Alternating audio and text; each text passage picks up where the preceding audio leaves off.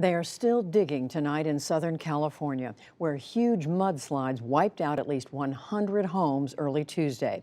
Authorities have confirmed 15 deaths. Another 24 people are missing in a disaster zone that covers 30 square miles.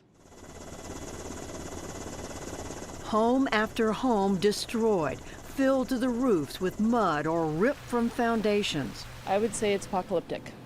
I had no idea that the devastation was like this. Splintered remains and a river of mud now cover much of Montecito.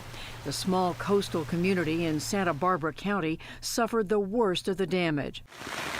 People say they woke in the middle of the night Monday to the roar of a torrential rainstorm. It pounded some parts of the region with more than an inch of rain an hour. It sounded like a hurricane or a freight train coming through.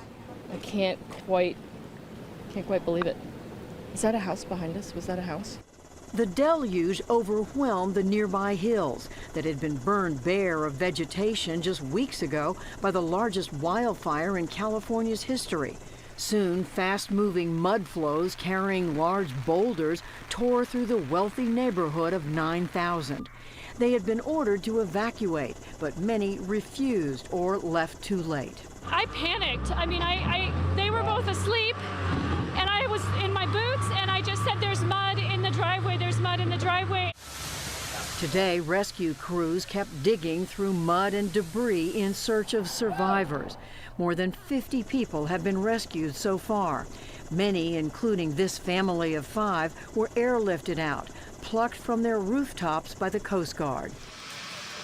And crews from the Santa Barbara County Fire Department pulled a 14-year-old girl from her destroyed home in Montecito on Tuesday. She had been trapped there for hours. Robert Riskin was still looking for his mother late yesterday as he searched through her home. It's my mom, and I'm fighting with all my heart to find her. I've just been clawing through the mud, and it's hard to hold hope when the mud is so deep. It's believed hundreds are still trapped or missing around Montecito. The storm also triggered mud flows and flash flooding across parts of nearby Los Angeles and Ventura counties this week, submerging highways and cars. Officials say there's no telling how long the region's recovery will take as crews try to clear away mud and debris. You're gonna follow my treads, okay? You got 6 to 8, 12 inches of mud out there. For now, travel in the area is near impossible. Parts of the coastal 101 highway are still closed, covered in several feet of mud. For more on rescue and recovery efforts in the flood and slide areas and how residents are coping, we turn to Sharon McNary of Southern California Public Radio. She is in Montecito and she joins us by phone. So Sharon, tell us, thank you for joining us. Tell us exactly where are you? I'm on Highway 192, which was that dividing line between the voluntary and the mandatory evacuation. It's just on the outskirts of the mud zone, and there's just a ton of activity going on here, including some military helicopters overhead.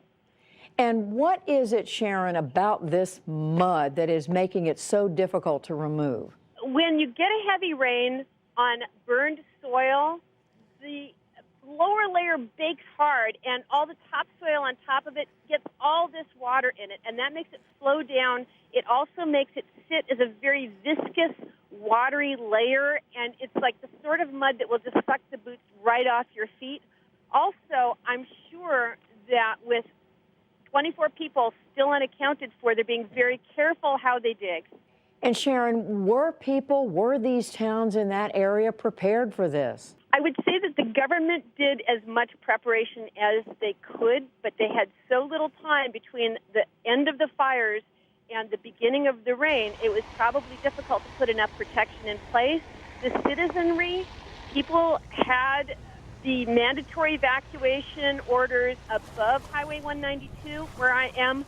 Below, it was voluntary, and people had been out of their homes for nearly a month. So you had evacuation fatigue setting in, and people might have taken some comfort that this is a evacuation warning, not a mandatory evacuation, and that might have accounted for some people being in their houses when it was unsafe to be there. And these people, as you say, have had so much to deal with. So perhaps they didn't take these warnings seriously. I think it's more that people are very unfamiliar with what happens when you have a mud and debris flow. You can be in a place that looks perfectly safe, it looks kind of flat. You cannot imagine what it's like to be at the bottom of a funnel of literally acre-feet of watery mud. And it comes very, very fast. I was in a mud flow yesterday, and it went from a wash channel being 6 inches of water to being 10 feet of water full of boulders. You just don't understand how fast it can come on you. So I don't think people were careless. I think they lacked understanding of how serious this was. I think really hard for people to imagine who are not part of it. And just very quickly, any estimates on how long this is going to take, this rescue and recovery? I have not heard one. I can't imagine it would be any less than, just days to dig it out. Well, Sharon McNary, Southern California Public Radio, we thank you. Thank you.